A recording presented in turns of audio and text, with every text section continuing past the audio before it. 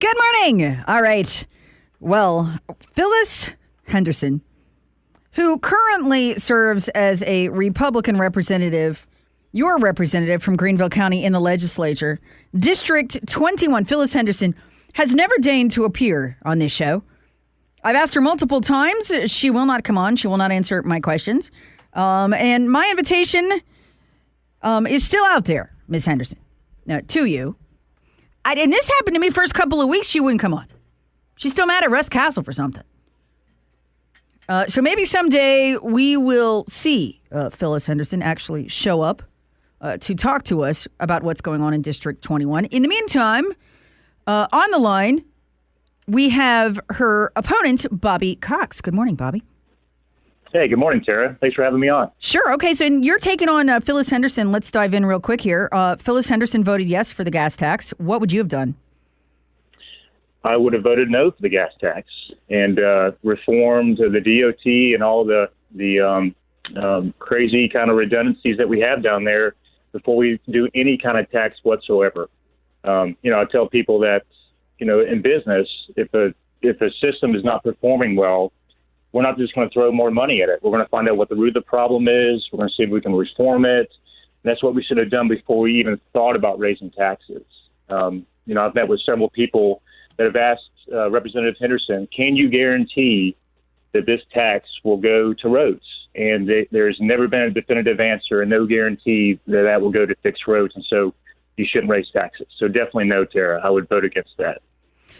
Earlier this year, as you may be aware, Bobby Cox, the governor, made the suggestion after the horrific shooting in Florida that we take the radical step of putting school resource officers in every South Carolina school so they would no longer be gun control zones. And I use radical step sarcastically. I don't think that's very radical at all.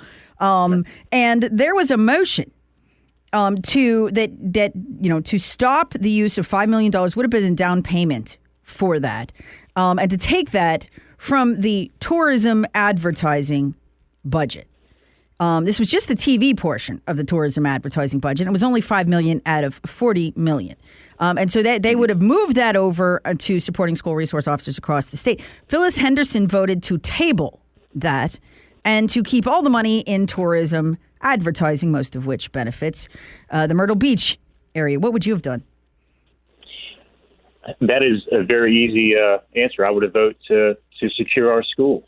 I mean, we have a priority to protect the most vulnerable, whether it be in the womb, at places where our children go and are supposed to be safe. And right now, our schools are soft targets. And the cowards that go in there to shoot know that. And so our first reaction should be to protect those schools with the school resource officers. So that was very upsetting that, and this is the kind of the big problem of the state legislature. They're going along with what the leadership wants, and they're not having the courageous kind of boldness to take on these problems. And so you have to protect schools. And this was an opportunity to start that process to put school resource officers, because we do have a problem.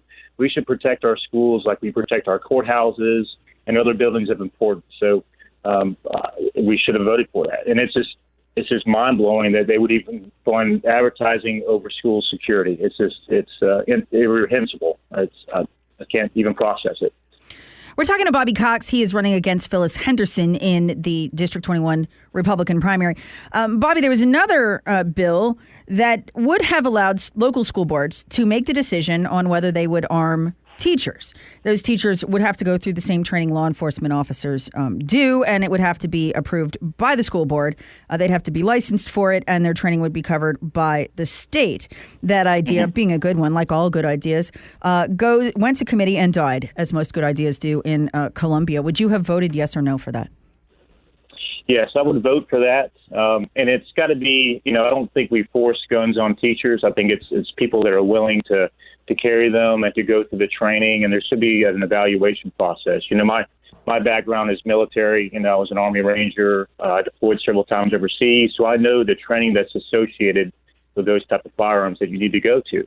And so, definitely any kind of measure that's common sense that's going to immediately put protections in place to protect our children is something I would be on board with. And I have two young kids. I have an 8-year-old and a 5-year-old, and I drop them off every day. And, I'm very pro Second Amendment. I have several guns that I use to protect my family when I'm out and about and at home. And as I drop them off, I feel a sense of letting them and entrusting them to the school district to protect them during that time period that I'm not there around. And so we need to put all the measures in place, whether it be security resource officers or teachers who are willing to be trained and carry weapons as part of that to protect those children, not just my children, but everyone in the district. And so we have to do that. So, yes, I would definitely vote to pursue those measures. Bobby Cox, Texas has a economic growth rate of more than twice the state of South Carolina. There's two reasons for that. One of the reasons is they have no income tax. Would you be willing to pursue the elimination of the income tax in the state of South Carolina? I think yes, because the model has been proven throughout several states. And I'm from South Carolina, from Greenville area. And, when my wife and I were transitioning out of active duty, we were at the Pentagon for our last assignment. We talked to a lot of the folks that were thinking about getting out, and they were picking places of where to move. And so you have these veterans with all these skills and kind of value-based leadership.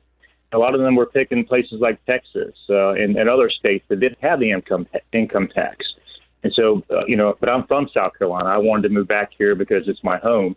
But yeah, I would definitely agree because it pulls in more of those, kind of potential people that could fill the job shortages here. And also it's a big boon for companies to relocate here for their employees. So, yeah, I would definitely pursue that for sure.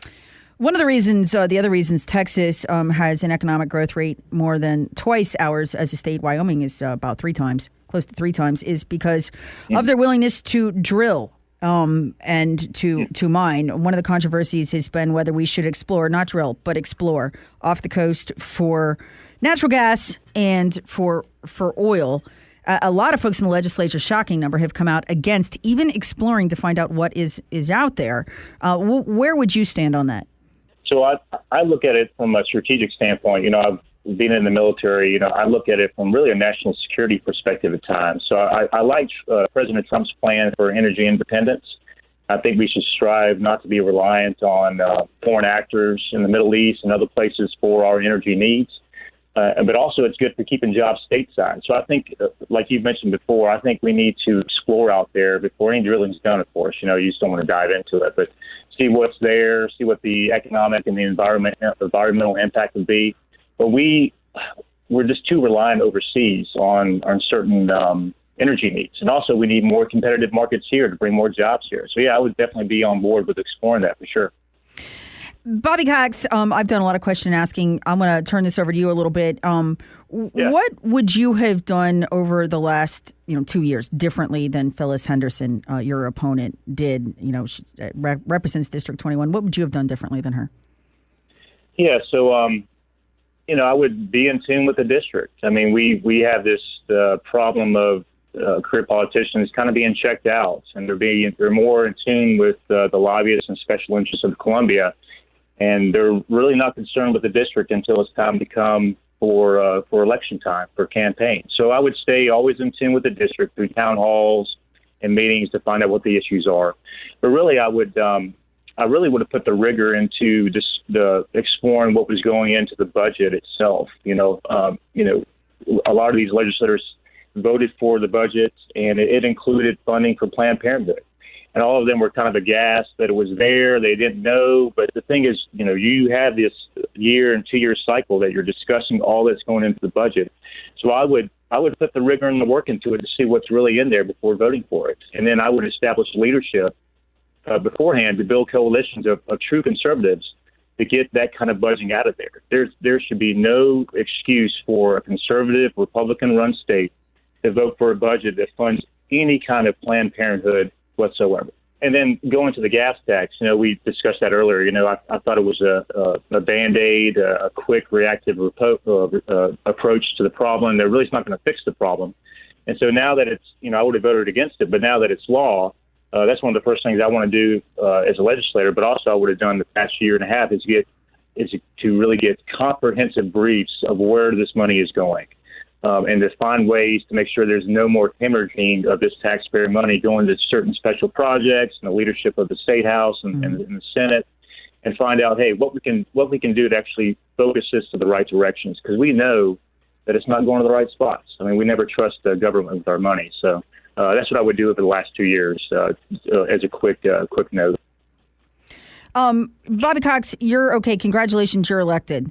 What is the first bill that you would sponsor? What would that bill say? What would it be like? Great. So two things, if I could. I would. One of my big things has been term limits. That I think, it's human nature. You get down there, you lose touch with everyday South Carolinians, and so I would introduce legislation that supports term limits, both for committee chairs and also for legislators, and put them on the record to vote for or against it, and so they would have to justify why they are for or against it. And then going back to your other point, I would request a comprehensive brief day one of where all this gas tax money is going to make sure it's being spent in the right place. And if not, then we need to put safeguards to make sure it's actually flowing not to no big contracts and nepotism that we've seen, but actually to the roads that are prioritized for safety and use for the best roads for our state. So those are the two things I would do. The first thing I get into office. Well, if you get a comprehensive answer to that question, would you let us know, Bobby Cox? Because we would like to know too. The second day I'll come on your show and I'll let you know. You'll let me know. Okay, great. Well, it's probably 6 months later before you get your hands on any kind of answers to those questions. But we'll wait. That's a good point. All right, Bobby Cox. Where can people go to find out more about you? Yeah, so they can go to just Google Bobby Cox for State House, and then all my information will show up there. We've hit about 3,000 doors in the district, and I tell you, the momentum is very good. And I really want to put my money where my mouth is. I've pledged to only serve 8 years if elected, and will donate my legislative salary to veterans groups. So I'm excited about running. I'll bring my military and business experience down to the State House, and I'll bring some Army Ranger leadership that's really needed down there. And we're looking forward to it. All right, Bobby Cox, thank you for joining us. Thank you so much for joining us today. Invitation still open to Phyllis Henderson to show up and sit down with me. I don't expect it to be taken up, but we'd like to hear from her at some point on the show. She has turned down our request for interviews. Bobby Cox, appreciate you joining us this morning on the show. And again, that is District 21, the GOP primary.